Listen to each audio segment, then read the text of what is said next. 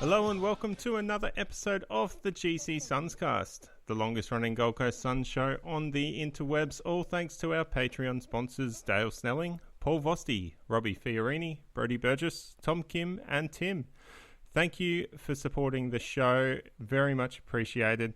And tonight's big question is, how do we fix the Suns? Joining me to discuss this deep question, regular on many AFL.com.au shows and friend of the GCSUNScast, Mitch Cleary. Welcome back to the show. Shane, thanks for having me. No worries. Thank you for coming back, especially after the last time we had you on. A few audio issues resulted in not getting your opinions and your points across, but it was a great show just for us. It was. You and I enjoyed it. Might have been a little bit of symmetry with how the Gold Coast season was going to pan out, potentially. We should have known at that stage, Shane, that it wasn't going to improve or get any better from there. No, it wasn't. I thought you had some great points considering we just discussed a heavy loss for the Suns, and it looked like they had some merit for the next few weeks after that. The Suns came out full of steam and had a few good wins. But we're back on that trail where the Suns just haven't shown up yet again. And hopefully what we discussed tonight helps spurs them on and we get a similar result as last time. Yeah, potentially. I think last week against Fremantle was probably more disappointing in terms of the loss given the opponent. Port Adelaide was always going to be a tough ask. On the weekend just gone, but I think it was the effort and the type of loss more so than the actual result. So I'm sure we'll sink our teeth into it, but it's starting to slip away for the Suns in all too familiar fashion. Yeah, it is. It's not so much that they're losing; it's the way they lost. And we look at we'll touch on the Port game. It was 4 goals 7-31 to 12 goals 9-81, a 50-point loss. It should have been a heavier loss than that. Port were in control the entire game. And King was the only multiple goal scorer, and we didn't have too much else on the field to support them. Miller does what he's been doing all season. He came to the party with 31 disposals, 7 clearances, and 15 contested possessions. Powell does what he does best, and that's intercept with 12 intercepts and 20 disposals at 85% efficiency, one of our best ball users. And Noah Anderson, 30 disposals and 22 uncontested. So another great game for the second-year AFL youngster. But not much worked for the Suns. Nothing. We didn't really see too much difference from the week before against Fremantle. And I think that's probably more damning because we expected the Suns to come out and be full of fire. But they just gave a puff and that was it. Yeah, especially what Stuart Dew said the week prior, saying there was a lack of effort. It was the most disappointing loss of the season against Fremantle. You thought they would have come out all guns blazing, as you said. And I think in the first half, we did the numbers on our show, the round so far. Both sides were equal on inside 50s. But Gold Coast had kicked 2 goals at that stage, and they were both from either a free kick or a 50-metre penalty. So that forward connectivity was a major concern. I think last time you and I spoke, I was really concerned with the Gold Coast lack of defensive pressure and the ease of they were able to score. The oppositions were able to score against them. But right now, it's the lack of forward firepower, isn't it? As you said, Ben King is probably holding his own. What is he, top 5 or 6 now in the Coleman medal race? But only North Melbourne have scored less points this year than Gold Coast, and to finish with just 31 points against Port Adelaide on the weekend when they were only beaten in the inside 50 count by 5 is pretty damning on that front half. No connectivity between their front 6 and their midfield. I'm really worried that the defence might have been a bit prioritised in recent times, and that's still not sort of holding up, and the attack is falling away as a result.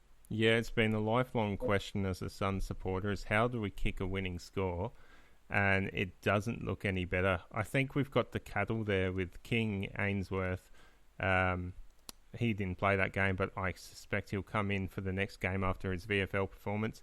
Rankin and Holman, Day, we've got some players there that can convert, but I really think the issue is with the leading patterns and the opposition being just filling in that hole, and the Suns mids and defenders just kicking it straight to them, because the amount of times you watch a Suns game and they will kick it directly to the opposition player, and that's what Port Adelaide fed off on the weekend, with Aliir just dominating that game from the back half.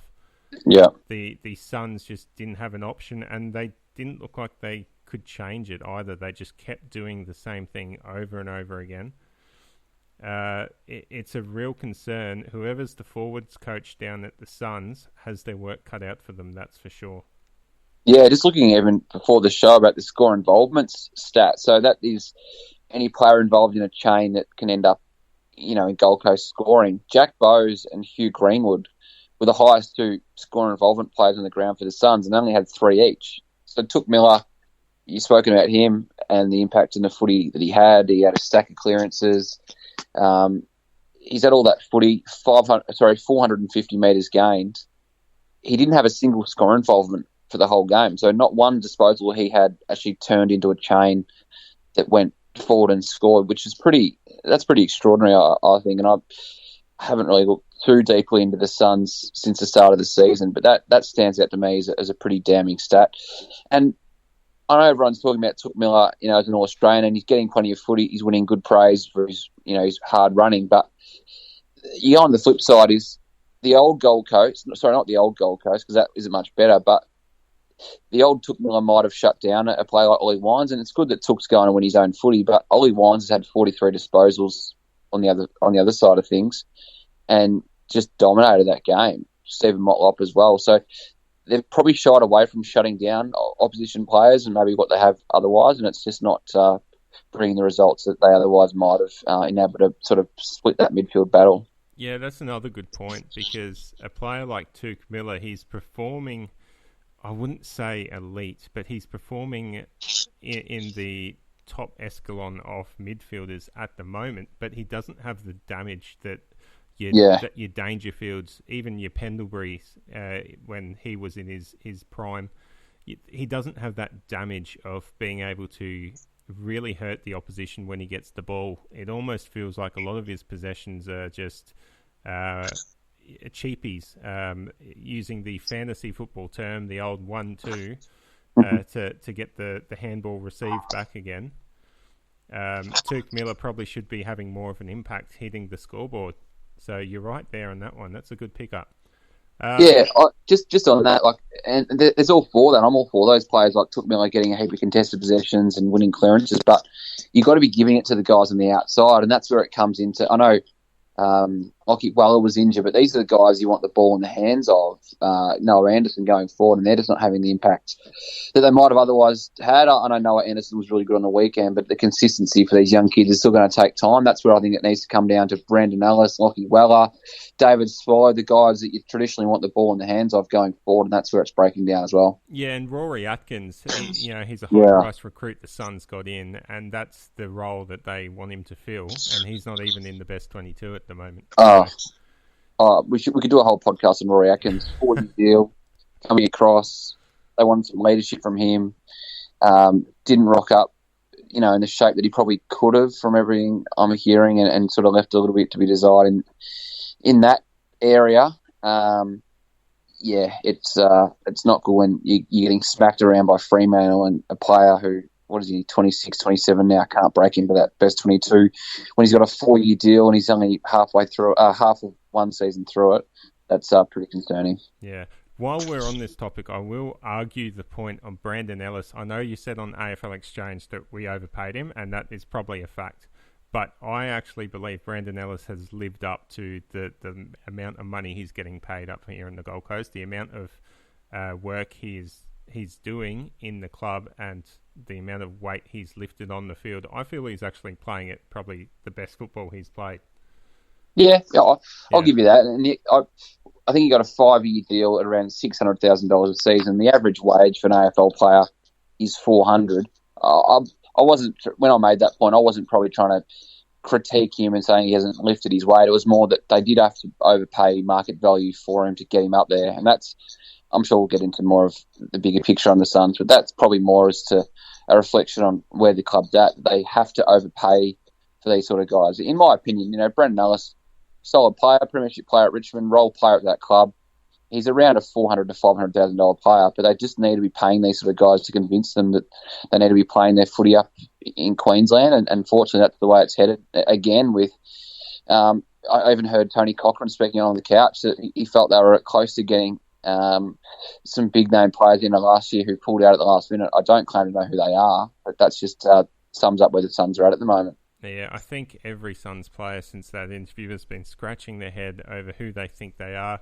I mean, there were rumours last year of Josh Kennedy from West Coast coming over. Is that the sort of big name player they were referring to? A Sean Burgoyne that was also rumoured to come over for a year? Or were they talking about an actual player in their prime wanting to come over?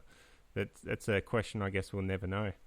Yeah, I'm hoping it's a player in their prime. There was the Eddie Betts one as well from a few years ago. Maybe Tony got his timeline mixed up a little. He was in a bit of a to and fro with the on the couch boys, but I don't claim to know, and I might do a bit of digging on that one. Maybe next time we speak. Well, that's one thing. We'll discuss the Tony Cochrane stuff on the couch last night. That was a great piece of interviewing, at least from the Sun supporters' point of view. I know he's a figure that is sort of you love him or you hate him in Melbourne, but up here on the Gold Coast, I think every Sun supporter absolutely loves the passion that Tony Cochrane brings to the footy club and how quick he is to jump up and defend the Gold Coast Suns. I think we might be getting a bit tired of the line of the Auskick numbers and everything, but he still delivers the same passion. And I guess from a media point of view, you've got to love the one-liners he drops every time he does an interview. My favourite Tony Cochrane line is opinions are like arseholes, everyone's got one. He does have some rippers, and I really like him. He's always accessible, he's always passionate and wears his heart on his sleeve. I love that. Now we've just got to see a bit of this come to fruition, because if everyone who was as passionate as Tony Cochrane, then I'm sure the club would be in a better situation. It must hurt someone like him to have the passion and energy he does for the club and then see the performances that they put out like the last 2 weeks. So I just hope that some of that can infiltrate the group and you can start to see some results. This week is a massive game, isn't it? And I know we're sort of talking more about the now, but if you can get down there to watch his side play, that is a monstrous game, and they can't be losing to North Melbourne in the situation they're in right now.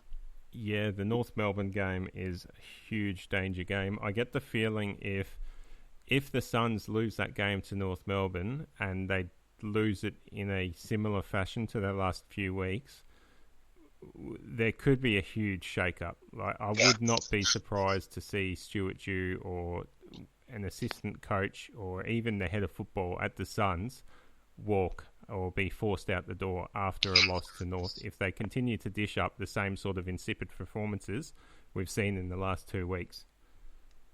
Yeah, I don't claim to know anything like that. I think the club, everything I heard up until the last sort of few months was everyone was really happy with Mark Evans, and John Haynes was doing a good job as head of footy. But as we've seen, the history of football is if results aren't forthcoming on the field, things need to happen off it, and it's much easier to move on a couple of administrators or coaches than it is 40 players. So potentially, I hope it doesn't come to that, because they seem to be good operators, but something's not working right now. It's not clicking, and things will need to change in some aspect. Well, have you been preparing your coaching pressure gauge article for next season, or even do you have one coming out at the end of this year? Because I'd say Stuart Dew would certainly be up the top of that list. Yeah, for sure. I actually did one. Might actually bring it up now while we're chatting. I did one probably 3 or 4 weeks ago, and he was in the top 3 or 4, I think, at that point. I think I had Buckley 1, which obviously we know what's happened there. Teague at 2. I think Drew might have been at 3 or 4. I'm just going to bring it up now while we're chatting. But he's going to have to either be re-signed or go into next year under a stack of pressure. And unfortunately, the way it's looking is it might be more the latter. That pressure he's going to face heading into next year without a deal beyond it. Yeah. I mean, we talk about the potential of Stuart Dew getting getting the chop if the Suns continue poor performances. But how would it be viewed if the Suns were going to sack another coach and then have to pay him out? And we all know that the Suns are essentially run by the AFL, funded by the AFL.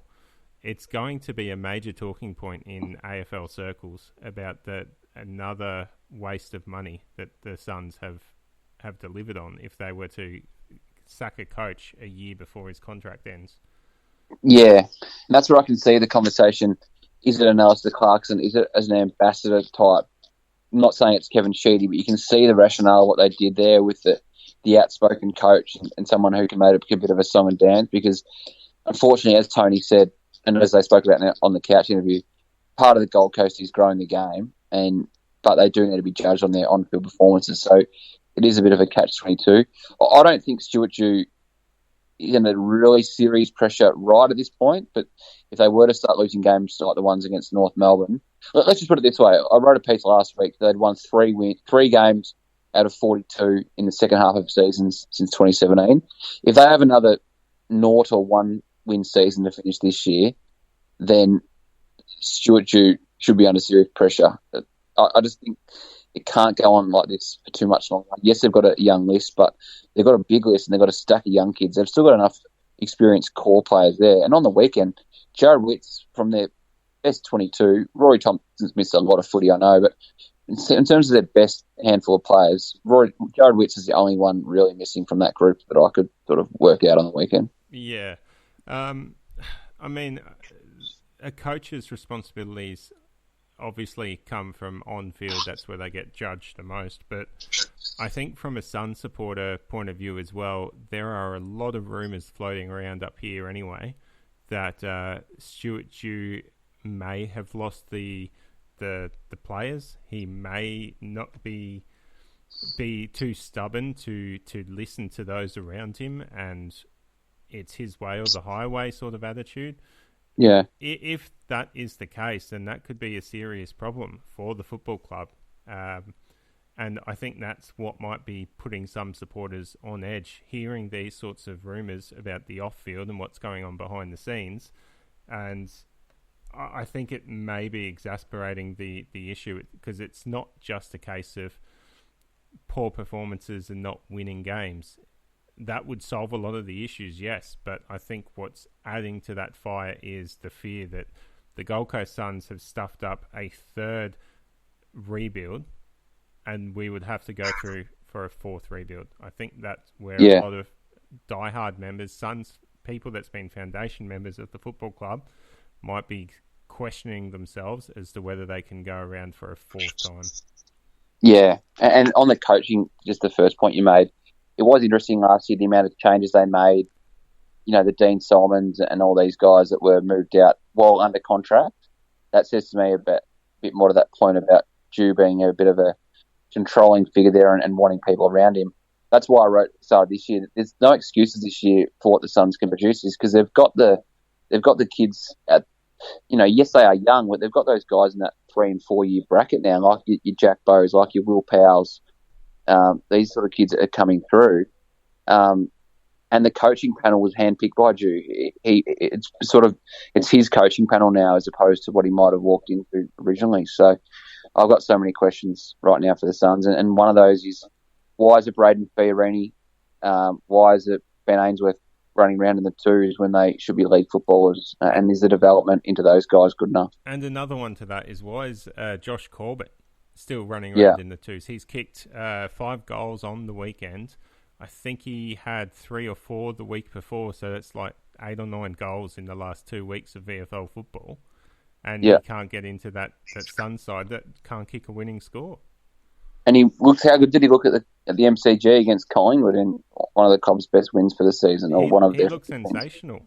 And I don't fully understand why. I know why Burgess would be playing and Day be playing ahead of him, because of the ruck crisis and the fact those two can give a chop out in the ruck. But a player like Corbett, who's that mid-sized forward, he's an aerial threat, he's a ground-level threat. He's one of those hard-to-match-up players in the competition, and he can't seem to break into that Sun. that side. He'd be a real weapon if he could get in. Yeah. Um, And as we spoke about, the firepower in attack is a big concern at the moment. Yeah. Now, Stuart Dew having the coaches around him, the people around him that he wants. Josh Franco is no longer one of those coaches. He's out the door with family issues. We still don't really fully know what the story is behind closed doors there. The Suns have sort of hosed down whatever was being touted in the media last week, but there's something going on there. The real issue is who will the Suns get to replace Franco? I'm not even sure what field Franco was. I think he might have been a midfield coach, but there's certainly a hole in the coaching department at the Suns. And is there any talk down there of replacements that could be the Suns would be looking at? I know Lepic would be he should be high on their radar. Someone that knows the game, is a bit of a Queensland legend, and he was quite highly touted when he was coaching, wasn't he? Yeah, maybe he, by his own admission, went a bit too early into the senior coaching when he went to Brisbane, but everyone you speak to at Richmond speaks highly of him, and he's done well in the media this year. I think he'd be someone who they should be looking at for sure. As for Franco and Dew, well, yeah, I don't claim to know exactly what's going on, but as you say, that there feels like there's something more to it. Given Franco's leaving into this year, whether that's been brought to a head, a bit of tension potentially among the coaching ranks. That's how I view it. But they do need it. The issue, what we spoke about with players and getting it, big name players, is you got to try and find someone who you're going to pull out of a footy heartland, not only Victoria but WA and SA, who going to uproot their whole life and their families. Most of these assistant coaches are at an age now where they have families, so that is a challenge. And with the way the soft cap going, just that traditional senior player who transitions straight into footy coaching isn't really there now. And I don't think the Suns need that. I think they do, like I agree with you. They need that experienced sort of assistant coach or someone who's got the runs on the board. Neil Craig's there, but I'm not sure sort of how much of an impact he can have during the week. These are the things that are the problems facing John Haynes and his footy department right now. Yeah, I mean, Neil Craig, it almost sounds like he's more of a trampoline where Jude just sort of bounces ideas off him, and that's about it, because I don't think Neil Craig has too much input into that.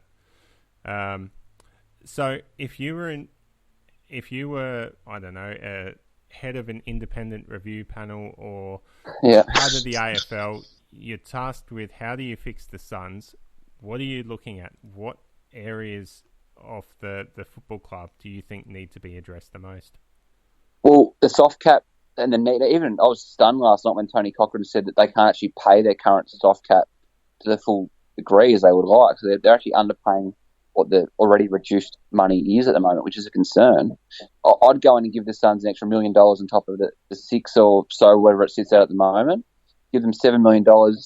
Clearly, the priority picks, the extra draft picks, and the player incentives they've got, like the mature age players they got with Corbett and Collins and these guys, hasn't worked. So I'd go and sort the soft cap, and I'd really do a deep and thorough investigation as to why these kids aren't improving. Why is it Ben Ainsworth playing reserves when he was a top 10 draft pick? And why is it Braden Fiorini being able to average more than 20 disposals a game at AFL level, still playing reserves footy for a large chunk of this season? So they're the things that I would do.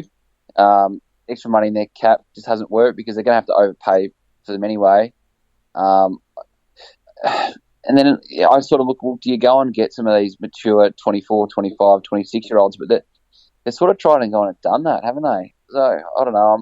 I'm a bit of a loss. I think they need to sort out everything around it and get the development into these kids because the cattle is there. They just need to be getting more out of them. Yeah, we know draft picks isn't going to work. We've had a glut of them and haven't seen the improvements.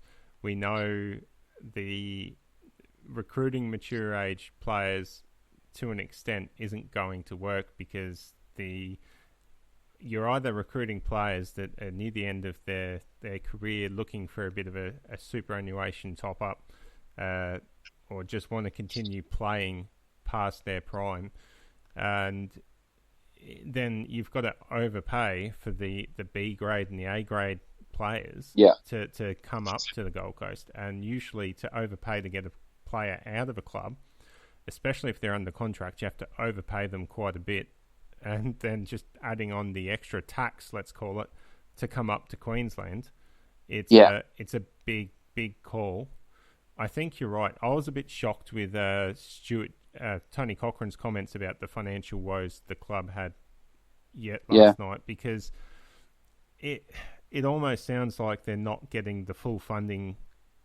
Like I don't know whether it was the salary cap he was talking about specifically or the soft cap, but it sounded like they don't have the money to fund it, whatever it was, and that's pretty vital because that ensures that every team in the competition is on an even playing field. So first of all, they need to be able to be on the same level playing field as every other competition team in the comp. And then on top of that, like you said, I think we need that soft cap. If I remember correctly, a few years ago when the Suns approached the AFL for assistance, there was a review put forward with a request of everything they needed. And I'm pretty sure there was a request for an increase to their soft cap and financial assistance as well as part of that. And the AFL knocked it back at that time. It seems now like that was a decision that the AFL needed to make, and they're probably going to have to make it sooner rather than later now as well. Yeah, well, the picks just haven't worked, have they? No. I think what you're talking about as well, there was also, as part of that bid, I believe, and speaking to people at the Suns at the time, an increase around welfare and having some of that money for welfare staff and well-being staff fall out of the cap, if that rings a bell. I just look at their list and some of the names, they should just be performing better than what they are. So does it come back to the coaching? Does it come back to the development? Does it come back to the want of the players? It almost feels like you speak to Suns people. Remember they went on that journey around the country when the stadium was being used for Commonwealth Games. 2018, yep. Yeah, it sort of galvanised them a bit. I sort of just, and I don't know this by much, but whether the players whether they're entrenched enough in football, and whether these are all the questions I'd be asking if I was well, I don't think many of those players review are still left on the list, because that was when we still had Tom Lynch and Stephen May back in 2018. But even like when I talk about that, I mean like living together on the road was almost a better thing for them because they were sort of having to live the life as a professional footballer. It feels like now, and I'll be asking all these questions, I don't claim to know, but are you doing everything you can to be a professional footballer? Are you in at the club on your days off? Are you, not just sunning yourself surfing every day? Like, these are all the things I'll be asking. Yeah, good point there. I did have another point to bring up. I have gone blank. So let's move on to the remainder of the season. What are we looking for to sort of see any sort of improvement for the Gold Coast Suns? You did your article the other day about the Gold Coast Suns after the bye, and they've only won 3 games out of 40 or something like that. Yeah, we definitely need to see wins, but there's more to it than that, and I think it's being able to kick goals, being able to have competitive scores, and also being able to build their percentage back up. They had a healthy percentage leading into the buys. It was over 90%, and that's dropped right down now after a couple of floggings, and I think it's sitting around 85. So they definitely need to try and build that percentage back up, and I think that's sort of a good indication of where a team is at, their percentage. Yeah, and I look at how Essendon convinced Zach Merritt in the space of 13 weeks that Essendon was the place to be. I think you need to just show enough from these young kids. I want to see a debut for Elijah Hollands. I want to see Jeremy Sharp come in and make a name for himself. I want to see Ben Ainsworth return to form, Darcy McPherson, these sort of guys. So wins are one thing, but I just think that the overall vibe of the club, and I think, like you say, the goal scoring needs to improve because I've got a big concern if they fall away this season, then their players go away for their off season with already a negative attitude. Then what hope have they got to keep Lukosius, Rankin, and Ben King next year? So this is a massive 8 or 9 weeks now for the footy club to show the signs, and if it doesn't happen now, then like you say, this third wave could turn into a fourth pretty quickly. Yeah, definitely. And I remembered what I was going to bring up before, the development issue that we were just talking about. You're right there, because even the Suns players that have gone on to other clubs, I still feel like they haven't lived up to the expectations we all had of those players leading into their early AFL careers. You look at the likes of Jaeger O'Meara, who was touted as being the next Chris Judd, or Jack Martin, who was also touted as being like the next Chris Judd. Tom Lynch was highly touted going in. He's gone on to win a Coleman medal and win some premierships, but it's not his individual performances which I think is setting him up for success. I think it's more of the Richmond success, the team success that comes at Richmond, that has brought the success to him. I just feel like there's something going on with the development at the Gold Coast Suns which has hampered a lot of the talent that is coming through their door. And that certainly needs to be addressed, whatever's going on there. And the other issue with the welfare, I know speaking to some of the parents of players before COVID hit, that the club was really pushing the welfare aspect. They had staff on hand to help players settle in and outside of football be available there for them. Those staff are also available for the parents to help the parents feel settled. But from my understanding, that's dropped right off since COVID happened because they've had to make cuts to the football club. And that looked to be where the cuts were coming from initially. So those sorts of issues, they need to get straight back into place as soon as possible because welfare is going to keep the player retention. And that's probably the most vital aspect for the Gold Coast Suns going forward. Yeah, especially for a club out of a heartland, and a lot of I know the club's put a lot of energy into having homegrown players, but a lot of the players are still, Victorian, South Australian, West Australian, as you say. So yeah, that is a big focus. And if I was tasked with that review, as you say, Shane, I'll be looking at those sort of things. Yeah. All right. Well, let's move on to the VFL game. It was a lot more exciting to watch than the Suns versus Port Adelaide. Gold Coast 19 goals 17, 131, defeated Aspley 18 goals 17, 125. A 6-point victory for the Suns. It was a seesawing affair with multiple goals scored in a row. Very high scoring game. Corbett kicked 5 goals, Ainsworth 4 and Townsend 2. They were the multiple goal scorers. The players that impressed was Jeremy Sharp, 31 disposals and the goal, playing off the wing, getting plenty of the footy and doing as he pleased. Ben Ainsworth with 24 disposals to go with his 4 goals. And Darcy McPherson, 24 disposals and 10 tackles, was everywhere as well. The big talking point from this game, though, was the new recruits, the 2 debutants. Elijah Hollins, he had 1 goal, 9 disposals, 5 marks. And the best thing about him was he looked lively whenever he went near the footy. He's got a great set of footy smarts, and he certainly didn't look like he was coming back from a knee recode, despite the fact the club managed him on the field. And he's a player that once I feel maybe a few weeks of the club managing how much game time he gets, I think he's going to quickly push his way into the senior side because he looks like a superstar. He's a star. Just on him quickly. Clubs had him in their top 3 or 4 last year, and if it wasn't for the ACL, he could have gone 1 or 2. So I think the Suns have a beauty there. Now it's just about getting the right amount of footy to him. I'd love to see him play 3 or 4 games of AFL to finish the year once he builds that fitness. Yeah, he's definitely... I was so impressed with what I saw of him. He just knew where to... He played predominantly forward, but once he gets the minutes under his belt, he'll push up into that midfield and he'll be silky smooth and he'll be one of the stars of the competition. If he can develop, as we've discussed earlier, if he can develop and have a clear run with injuries, he's going to be an absolute star. Yeah. The other player that we're all watching is the ruckman Ned Moyle from the mid-season draft.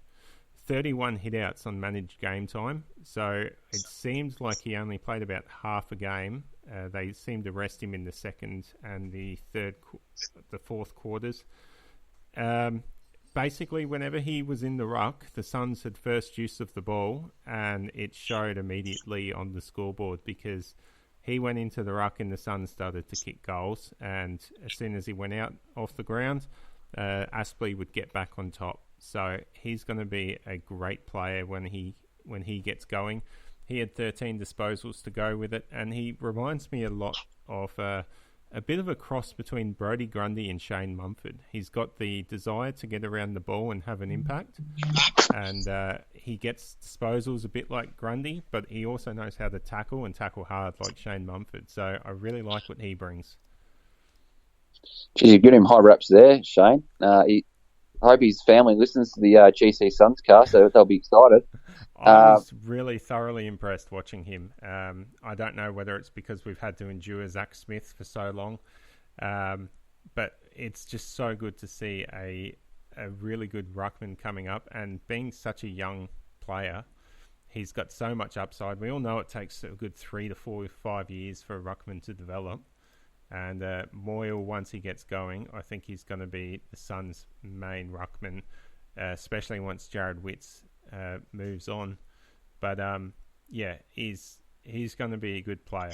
He just needs that time. As I said, he was managed, and I don't know how much quality the Aspley ruckman gave, but his ability to immediately have an impact with a side that he's only probably been training with for a week at most. I'm not sure when his quarantine finished, but he wouldn't have been with the side for long. And for the side to be able to read his ruck work pretty quickly and have advantage going forward, that was really impressive. All right, Gold Coast have been just on him. Gold Coast have been screwed over by a number of clubs with trades and that sort of thing. Maybe this is one that Suns fans can hold on to in years to come, because we all thought Hawthorn were going to take pick 2 in the mid-season draft. They went for John Newcombe instead, who's going to be a good player. But the Ned Moyle one sneaking through to the Gold Coast might just be one that Suns fans can celebrate in years to come. Yeah, it'd be another good news story to come out of the mid-season draft, which seems to be a bit of a success. You had a go at it this year with Cal. How was it, besides Cal bringing up the Ducks and Drakes on the air? I love it. I think it's awesome because it gives clubs the opportunity, if they're in the window now, to go and get a player like a Matt Parker, or even years gone by Marlon Pickett at Richmond, or Gold Coast can go and say, well, Ned Boyle, you might play a game or two of AFL to finish the season, but you're a long-term prospect for us, and you can beat the rush. So I like that it has an impact for all clubs, and hopefully we see. I'm actually more for the mid-season draft than a mid-season trade period. I think there is something still in the art of building the list over this perspective 12 months and only having the one trade period. That's just me, but I do like the mid-season drafts, definitely. Yeah. Well, only time will tell just how successful that mid-season draft has been and how far Ned Moyle goes in the AFL system. But until next time, thank you very much for joining me tonight, Mitch, and all the best going forward. We should hopefully have you on the show in the coming weeks. Hopefully we've got a few more W's to talk about in that time, Shane, because I definitely need it. The Suns, this is a massive 9 weeks for the future of the club to make sure they're on the right track. Oh, by the way, before we go, have you been chasing up Cal and Riley about jumping on the Suns with the shout-out membership? I know you're a member. They're two of the bigger tight asses that I've met, those two, especially Cal. So I do need to chase them up. Noah Anderson. If Noah Anderson can't do it, then I don't know who can. But I was on board from the get-go. I'm still waiting on membership pack from the club, my stickers and my scarf. So I need to chase it up myself. Yeah, you'll need to chase that up with them. But yeah, the Suns are almost up to 20,000 members. They've already smashed their all-time membership record this year. And if they can reach 20,000, that will be a huge achievement for this football club. Oh, absolutely. And on that note, let's end it for tonight. Again, thank you very much, Mitch, and we'll talk to you later. Speak to you then. Go Suns.